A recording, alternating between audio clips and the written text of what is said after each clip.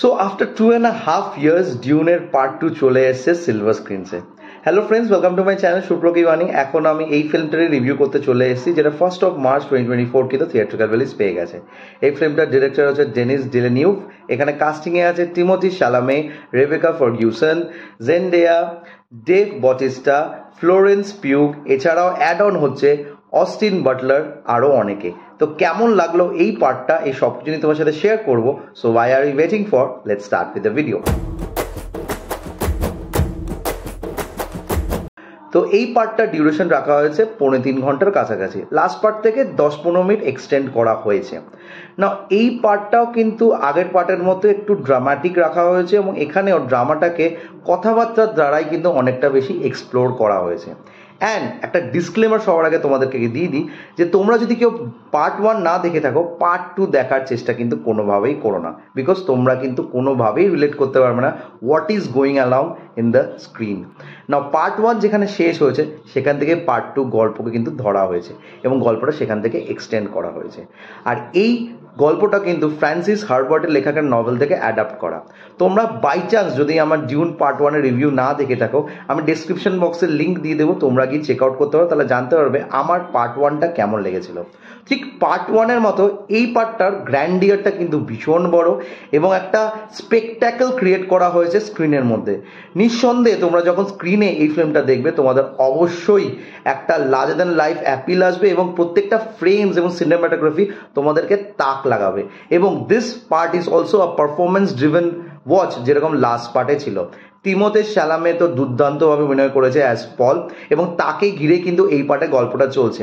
যে কোয়েস্টটা পার্ট 1 থেকে শুরু হয়েছিল স্পাইস জিনিসটা ঘিরে প্ল্যানেটের মধ্যে, সেটার এগেনস্টে বা সেটার ফরে গিয়ে সে একটা ওয়ারে যায়, এবং সেখানে সাপোর্ট করে জেন্ডেয়ার চরিত্রটি, এবং সেটার জন্য কতজন তার হয়ে দাঁড়িয়ে যায়, এবং কিভাবে তারা এই ব্যাটেলটা লড়ে, এবং তার সাথে তার ফ্যামিলির যে যে ক্যারেক্টার্সগুলো আছে যাদেরকে আমরা পার্ট 1 দেখেছিলাম, তাদের কি কি ইনকর্পোরেশন হয়, এবং অস্টিন বাটলারের যে চরিত্রটা এখানে আনা হচ্ছে তার কি রোল আছে, এই সব কিছু জানার জন্য তোমাদের এই পার্টটা দেখতে হবে। না, এই পার্টের যেই জিনিসটা আমার খুব একটা বেশি জমেনি, যেটা ফার্স্ট পার্টেও আমার গ্রিভ্যান্স ছিল, সেটা হচ্ছে এখানে প্রচুর কথাবার্তার মাধ্যমে ড্রামাটাকে আপবিল্ড করা হয়, এবং সেই জায়গাগুলো না অনেকটা বেশি ড্র্যাগিং, এবং বেশ কিছু জায়গায় এত বেশি ডায়লগবাজি হয় বা এত বেশি কথাবার্তা হয় যে আমি একটু অফে চলে যাই, একদম ফ্র্যাঙ্কলি বলছি। বিকজ এমনি এই ফিল্মটা একটা সাইফাই, এবং সাইফাই এর মধ্যে যখনই ওই সিজিআই ওয়ার্কস হচ্ছে, বা যখনই কিছু ফাইট সিকোয়েন্সেস হচ্ছে, বা যখনই একটু সুপার ন্যাচারাল কিছু আমরা দেখতে পাচ্ছি, তখনই তোমাদের কিন্তু ইন্টারেস্ট লেভেলটা থাকছে। অ্যাটলিস্ট ফর মি সেই জায়গাগুলোতে আমি খুব ইন্টারেস্ট পাচ্ছিলাম। বাট যখনই কথাবার্তার মধ্যে সিনসগুলোকে দেখানো হচ্ছে, যখনই ডেপথে যে জায়গাটা যাচ্ছিল কথাবার্তার মাধ্যমে, সেখানে একটু যেন স্ক্রিন প্লেটা ড্র্যাগ করতে থাকে। এবং দেখো, সত্যি কথা বলতে এত কথাবার্তা বেশি হলে না সেখানে রিলেট করা মুশকিল হয়ে যায়। যারা অডিয়েন্স তারা কিন্তু সেই কথাবার্তার মধ্যে নিজেদেরকে জোন করতে পারে না, এবং তারা ওখান থেকে বেরিয়ে যায়। তো সেই জিনিসটাই আমার এই পার্টের ক্ষেত্রে মনে হয়েছে। তবে নো ডাউট ফার্স্ট পার্টের মতো এই পার্টের মধ্যেও বেশ গ্র্যান্ডিয়ার রাখা হয়েছে, যেটা আমি আগেও বললাম। এবং এই পার্টে যেটা সব থেকে ভালো লেগেছে, যে তিমোথি শালামের যে চরিত্রটা আছে সেটার অনেক শেড দেখা গেছে। ফার্স্ট পার্টে সে নিজেকে জানার, মানে পল চরিত্রটা নিজেকে এক্সপ্লোরেশনের মধ্যে টাইম নিয়েছিল। এই পার্টে কি করেছে, যে সে নিজেকে জানার পর তার কি কি পাওয়ার্স আছে, এবং সে কিভাবে সেটাকে ইউটিলাইজ করবে both in pros and cons, সেগুলোর পেছনে গল্পটা বোনা হয়েছে, এবং তার চরিত্রটা খুব সুন্দরভাবে সেখানে খেলা করেছে। And Timothee Chalamet has done a fantastic job, এবং তাকে কিন্তু দুর্দান্ত লেগেছে। এছাড়াও জেন্ডেয়ার সাথে তার যে কেমিস্ট্রি এবং জেন্ডেয়ার যে পোর্শন, সেটাও তোমাদের ভীষণভাবে ভালো লাগবে। আর রেবেকা ফার্গুসনের খুব ব্রিফ অ্যাপিয়ারেন্স আছে, তবে এই জায়গাগুলো তোমাদের ভীষণ ইন্টারেস্ট জাগাবে।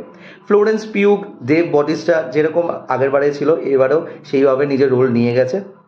তবে অস্টিন বাটলারের যে চরিত্রটা এখানে আনা হয়েছে, সেটা কিন্তু অবশ্যই একটা আলাদা অ্যাপিল অ্যাড করবে, বিকজ সেই চরিত্রের মধ্যে একটা অদ্ভুত একটা না মেনেস ব্যাপার আছে, যেটা তোমাদের কিন্তু অবশ্যই তাক লাগাবে।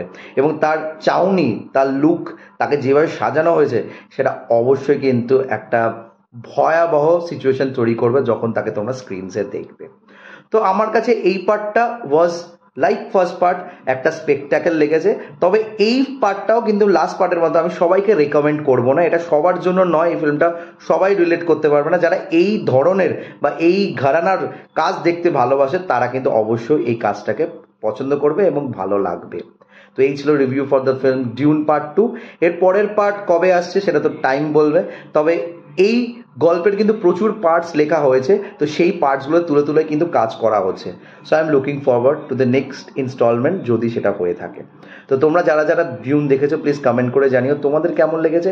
আর আমার যদি রিভিউটা ভালো লেগে থাকে don't forget to like, share and subscribe my channel.